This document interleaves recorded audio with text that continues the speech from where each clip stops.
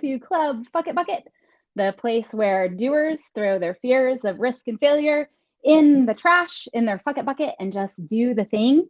I am so excited. I'm like truncating this introduction this morning because I have my sister in chaos here today, and I am so excited. I cannot wait for us to get together.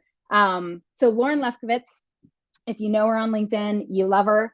And if you don't know her, then you should, is coming today to tell us about life in the fast lane when you have an interesting relationship with gravity, which I do as well. So Lauren, come on out. I'm so excited to have you here. Hi. I'm so excited. Oh my God. Okay. So first of all, Lauren and I, we talk in LinkedIn DMs all the time, like deep, heavy, personal stuff about us. We know so much about each other, but this is the first time that we have ever been on anything together. Like, this is our first time that we've met, which is just crazy. It's so weird. Because the shit that you know about me is terrifying. Gotcha. Yeah. Okay, so everybody, we're so excited that you're joining us. Please throw a comment in the comments section. Let us know that you're here. Ask questions. Cheer us on, because we are going to lay out what it looks like to live in a world where everything is out to get us. But Lauren is going to tell us a story about how, in fact, the world did attack her, and then how she bounced back and what happened afterwards. So, Lauren, thank you for joining us. I'm so happy to have you here. I'm so glad to meet you. I'm so happy to be here. I feel like we've broken through some like weird barrier we didn't even know was there. I know. It's true. Amazing. And guess what, y'all? We're going to get together hopefully later this month with other people in the DC kind of metro area, maybe in Alexandria. So if you are, hey, Robin, that's so exciting. I connect us to Facebook, so I get like Facebook friends too, which is awesome. So if you are in the DC Baltimore area and you want to come do a happy hour with us and Andrew Barber and a few other people, then let me know, like slide into our DMs, because we're planning it hopefully for later this month or early next. So Lauren, tell us about your adventures with housekeeping.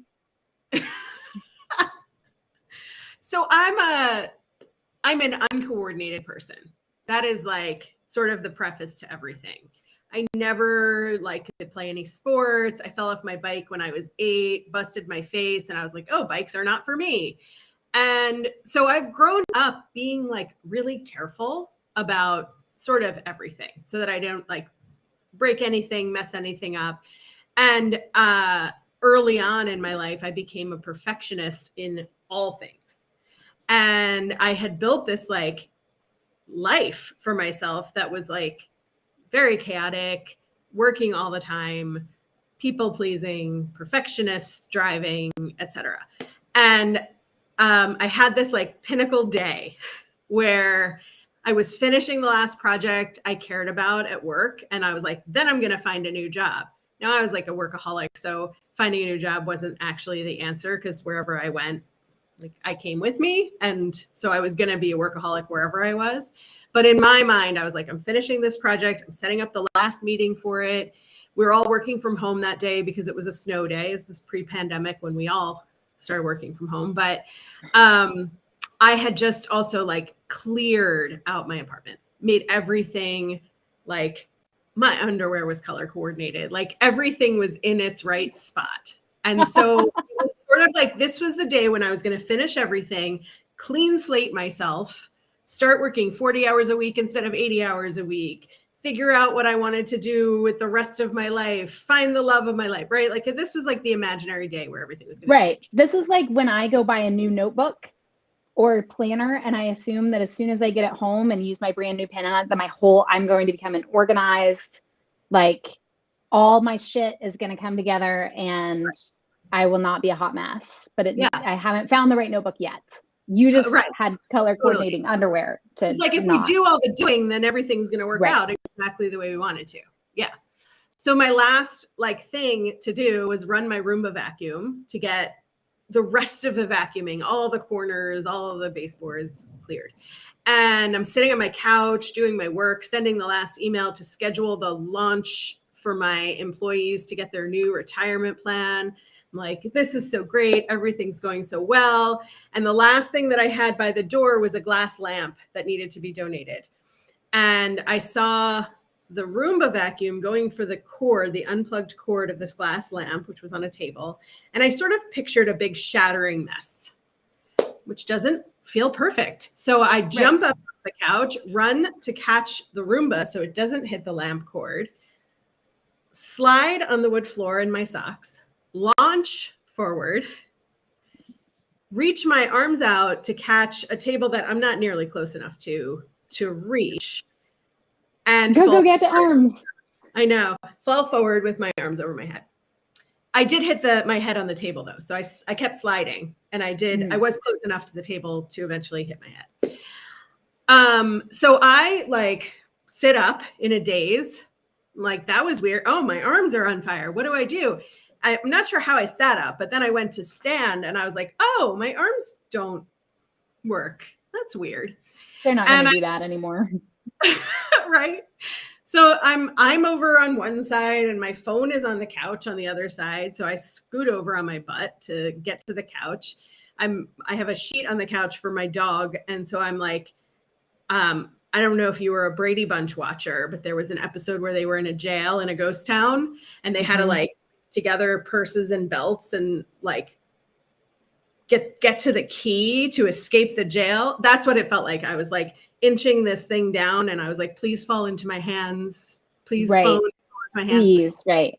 It did. It was like, that was a magical moment. I phoned a friend and we called an ambulance. The ambulance came and they were like, we don't know how to lift you up because the way we usually lift people up is under their arms. And I was like, you cannot touch my arms. So they scoot me onto like a sheet to try to lift me up that way. And of course the sheet comes around my arms. I'm like, you can't do that. So the fire department came and they like deadlifted me from a seated position and put me on a stretcher. Hey, you finally got to be a cheerleader, right? They're like,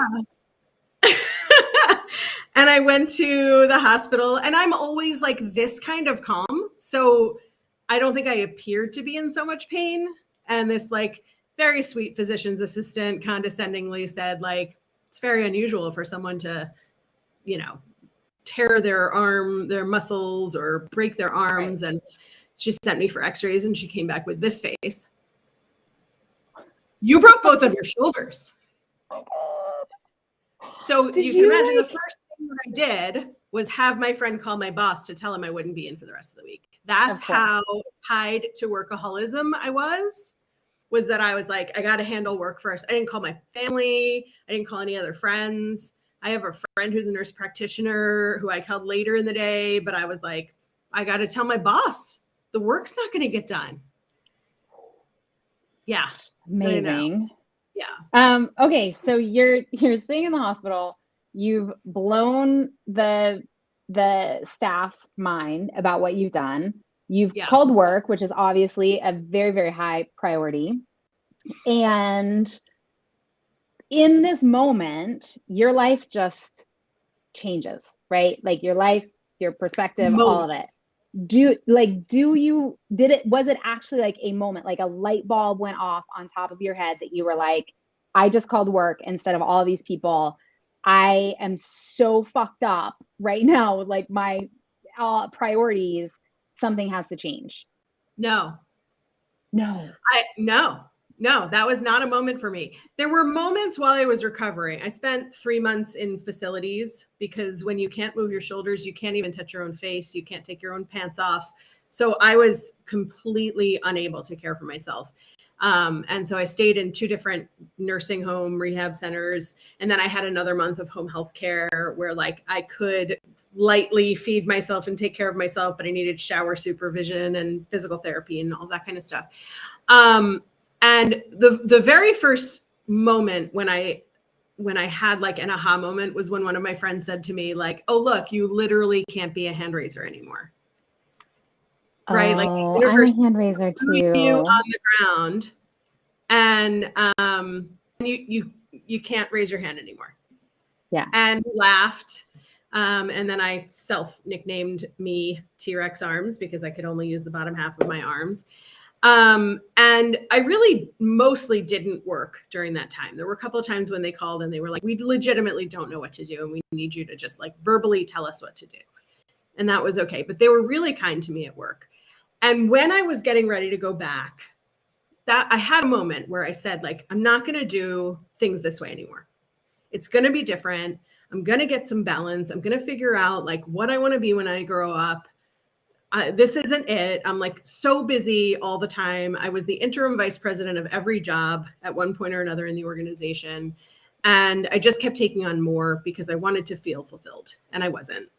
And so I went back to work with this goal, I guess, which actually was really just a wish because there was no plan to work 40 hours a week. There was a lot of work to do.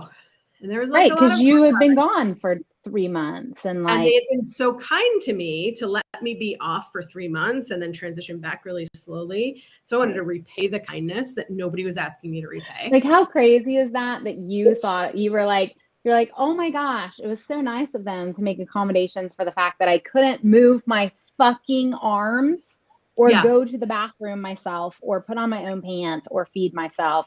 I probably need to do like way more to make up for their sacrifice. Yes, that's exactly right, April. That's exactly what I needed to do. I mean, I live that world, right? I'm totally there with you. But it's crazy. That's not right. Yeah. So my fuck it moment was actually like a whole year later, after the accident, pandemic had started. I was interim managing the finance department. I had taken over our project to construct our new office building space. It was like a $1 million construction project. I was managing our meetings department, which had always been my job, even though that doesn't make sense for an HR professional. And, little projects here and there. And then the pandemic started and they turned around to me and said, like, what do we do? And it wasn't from a helpless perspective. It was like HR was getting all of the information and I was HR. And my first thought was, I don't fucking know. Right. Don't ask me. And I did it, right? I did what I was supposed to do, but I was like, I can't live like this anymore. Mm-hmm. And I actually started thinking about, I'd been coaching for years on the side and in my position, and I'd been thinking about getting a coaching certification, which I'd never pursued. And I called a friend who had the certification to get the logistics. How do we do this? What are the steps? How expensive is it? How long is it going to take me? How can I keep impacting people? And during our conversation, I said to her, I work 80 to 100 hours a week. That's not going to change. And she said, if you say so. Right. Is this Katie? Is this Katie? No, this was Selena, who was my first coach. Yeah. And she said, if you say so. And I was like, how dare you? You don't know. I don't have control over my hours. I don't have control over my job. This is what I do. Yes, Chris, 80 to 100 hours. 80 to 100. Totally possible. You have to work every day and you have to like generally be working 15-hour days, but you can do it. I can teach you how. I don't want to. And it was like, that was the biggest aha moment, was that I realized I was making the decision, that I had created this life and I was the only one who could untangle it. And then I got scared and I was like, I don't know how to do any of that. So I hired her as my coach. Even though I called her, like getting the certification. I was like, you're a fucking idiot. You don't know anything about me. And also, can I hire you to change me? Right. You don't know me. Oh, but how do we do that? Yeah, but can you help create me, the new me? Right. Yeah. Yeah. And that's amazing. Yada, yada, yada. Here I am a couple of years later, running my own business. I'll never work in corporate again. I barely work 35, 40 hours a week. And it wasn't fast and it wasn't easy. And I backslid a lot. I still do. Like there is no perfect, which is like super disappointing for perfectionists to learn. Right. So disappointing. Like, yeah. Why do they even let you have the job of perfectionist if you can't actually be one? I know. Seems like a really poor career choice. I have ADHD, so perfection is the enemy of me because I can go into procrastination mode, right? Like ADHD says to me, procrastinate until you can do it perfectly. Mm-hmm. So I've had to learn, this is actually part of where the Fuck It Bucket came from, was for me to just be like, I can't do it perfectly. I can't do it all the way. It has to be good enough. Everything from parenting to work, I just have to get started. Mm-hmm. But that was really, really hard for me because I could come up with all the reasons why I'd be horrible and also all the reasons why I would fail. And so probably I shouldn't do any of them. I'll just wait till I'm a better person. Right. Till everything else is fixed. Right. So a couple of things I've learned are that one, I don't have ADHD, but I have about half of the ADD tendencies. Mm-hmm. And for me, they come from anxiety. And I work on it. I have a coach, I have a therapist. I'm always doing the work, which is really important for me. But I also tend to be a procrastinator, which is why I started my procrastination power hour. But for the same reason that like, I want to be totally ready. I want it to be perfect. I don't want to have any questions when I'm doing it. I don't want to feel like a beginner. I don't want to look like a beginner. And the truth is when I get willing to do all of that stuff, I actually it works, which makes me so mad. Like it makes me so mad that like actually being willing to be a beginner, actually being willing to ask for help, to find an accountability partner, to like do the work, to get ready to do the work. Like that's how you do it. That's the right way. So do you think that spending 3 months not being able to do things for yourself and having to ask for help for like the most personal, intimate type of things, do you think that influences your ability today to ask for help or to say no to things? Or like, do you think you just had to practice for 3 months?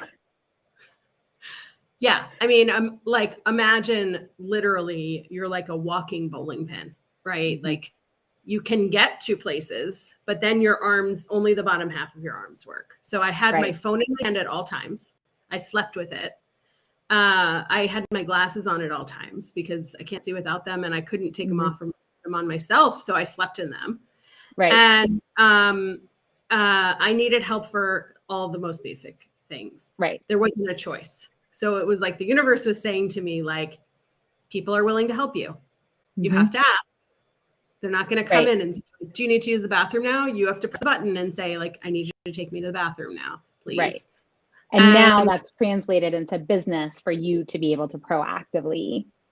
So much so, and to really help my clients. You know, I mean, I've been coaching for years and years, and asking for help wasn't really in my coaching process. It was empowering to people to do things for themselves and to stand for themselves.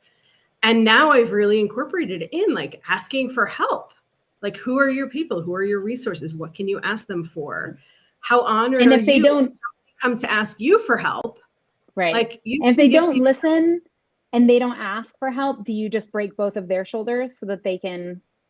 Yes, it's learn part of how to do it. Yeah. Okay. Oh, do you have to pay extra for that or no? Well, you know, it depends on your insurance because some surgeons are, you know, take insurance and some don't. But I have a great surgeon who put back together one of my arms that I can refer people to. But yes, Godfather style coaching. Okay, so yeah, because we've got to wrap up, but I have a couple of questions for you. First of all, is you spent so long asking for help. Do you remember the first food that you fed to yourself by yourself after your accident? Yes, in the rehab center, I scrambled eggs with a spoon with my right hand. I'm left-handed. With my right hand, that was the first hand I was allowed to use. And I took my first bite and the guy at the table next to me vomited. And I was like, well, I'm done. But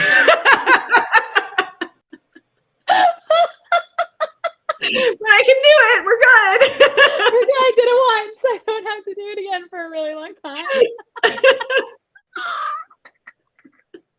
That's so gross. Do you see Andrew's like, I'm totally worried about like the Godfather style coaching now. He's like, oh, I'm not going to do the in-person get together. Okay. So as we wrap up, tell everyone, because you've mentioned a couple of things, right? So you are a coach. You Yes. also do a power hour for procrastinators every week. Where and when is that? Where can they find that? Yeah. Do you have to Awesome. get a special invitation? Is it invitation only? No, you can just come. It's a membership program. So we do 2 hours a week, Tuesday at 3 Eastern and Thursday at 11 Eastern. It's an hour to just like do focused work with accountability, with community. And we all hop on Zoom. We spend 5 minutes setting our intentions for the hour. We work for 50 minutes, and then we come back and we celebrate what we've accomplished, or, say we didn't get it all done. We put too much on our plate, but we round it out. And so you can go to my profile. In the featured section is the sign up stuff. And I post about it once or twice a week right now because it's new. We just started. But it's awesome. It's totally fun. I also work with individual clients and smaller corporate clients, mostly workaholics and perfectionists who want to find a better way to do it. And for some people, it's staying where they are, but learning to set boundaries and be a leader. So why are you on LinkedIn? Because LinkedIn doesn't have a lot of workaholics. No, LinkedIn's full of just like people who hang out and perfect people. Yeah. Oh, and I have a podcast. Oh, okay. Tell us about that. I have a podcast with John Spears, who's also an executive coach. It's called I Could Talk to You All Day. And we talk about leadership from a very like real, vulnerable, we're human too perspective. And you can find us on all the platforms. I Could Talk to You All Day. Perfect. Yeah. Okay. So if you aren't connected with Lauren, you should follow her or request a connection on LinkedIn. Totally check out the connect. Yeah. Check out her podcast. If you are a perfectionist procrastinator and want to join the group, then DM her for details on that. Lauren, I'm so glad we got to meet. I can't wait to meet you in real life. It's going to be amazing. We're going to have to wrap ourselves in bubble wrap or like one of those, those like big balls that they put around people that they like run. Yeah. Yeah. I really want to do that because I feel like that could be a really unique way to get hurt. Yeah. I don't need unique items around me. It's everyday items can really destroy me. So maybe you need some special items for destruction, but like, I mean, you could just like put a broom near me and we'll see what happens. Yeah. Well, that's everyday life is really dangerous for me. When probably the reason why I like to do adventuresome things that most people think are stupid is that's probably the safest that I am at any given time, right? Like if you put me in a squirrel suit and shoved me off of a mountain, I would land without a scratch. But if you asked me to carry a laundry basket down the stairs, I might fall and break my tailbone, right? Like that's just the way that it works. So I will hold your stuff while you do adventurous things if you need. Okay, if you need somebody to hold your stuff, I'm great at that. Well, I'm from Oklahoma, so we're really good at being like, hold my beer. Hey y'all, watch this. You got it. Yeah, I'm very good at that. Thank you so much for joining us. I love you. I love your sunshiny vibe, everything about you. Everybody connect with Lauren, hire her because she's fucking brilliant and amazing. And she was the pot calling the kettle black. And now she's showing you how to be, I don't even know where to go with that analogy. I'm not even, that find the life you actually want. Yeah. That's what it is. Stop sitting and stop sitting where you are and just figure out what you want to be when you grow up. And I can help you do that. I love that. I love that. All right, everybody, we will see you next Wednesday with another episode of Club Fuck It Bucket.